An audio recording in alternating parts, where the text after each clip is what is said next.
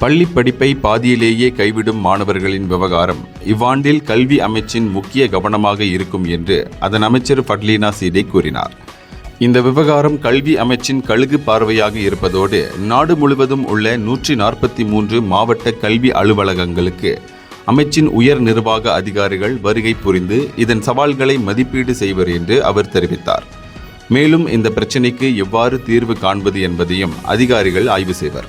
முதல் கட்டமாக மாணவர்களின் பள்ளி வருகையை உறுதிப்படுத்துவதுதான் முக்கிய அம்சமாக விளங்குகிறது என்று இங்கு டாங்லாவ் தேசிய பள்ளிக்கு அலுவல் பயணம் மேற்கொண்ட பின்னர் செய்தியாளர்களிடம் பேசிய அவர் குறிப்பிட்டார்.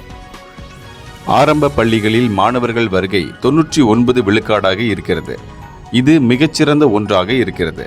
கட்டாய ஆரம்ப பள்ளி கல்வி திட்டம் அமலில் இருப்பது இதற்கு முக்கிய காரணமாக உள்ளது. அதே சமயத்தில் இடைநிலை பள்ளிகளில் மாணவர் வருகை பதிவு சுமார் 93 விழுக்காடாக இருக்கிறது. இது உலகளாவிய மாணவர் வருகை 95 விழுக்காடாக இருக்க வேண்டும் என்ற நிலையை எட்டுவதற்கு மாணவர்களின் வருகை பதிவை அதிகரிப்பதற்கு அவசியமாகிறது என்று ஃபட்லீனா சீடே கூறினார்.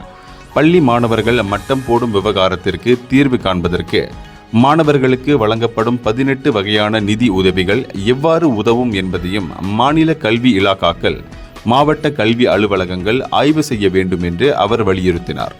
மேலும் வாசிப்பு, எழுத்து, கணிதம் ஆகிய பாடங்கள் தொடர்பான விவகாரங்களுக்கு தீர்வு காண்பதற்கும் கல்வி அமைச்சு இவ்வாண்டு முன்னுரிமை வழங்கும் என்று ஃபட்லீனா மேலும் சொன்னார். இந்தியர்களின் இதய குரல் மக்களோசை.